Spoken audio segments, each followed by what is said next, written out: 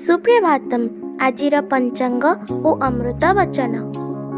सुप्रभातम अद्य दिवसस्य पंचांगम अद्य श्री श्वेतवराह कल्पस्य वैवस्वत मन्वन्तरः द्वितीयपरार्धः दक्षिणायनः वर्षा ऋतुः श्रावणमासस्य शुक्लपक्ष दशमी तिथिः सौरवासरश्च शुक्लाब्द अष्टाविंशत्यधिक एकपञ्चाशत्शतं विक्रम संवत् त्रयोशीत्यधिक द्विसहस्रम् अगस्ट् मासस्य द्वाविंशतिः तारिका। अद्य दिवसः सर्वेषां कृते मङ्गलमयो भवतु इति विभुपदारविन्दयोः विनम्रप्रार्थना।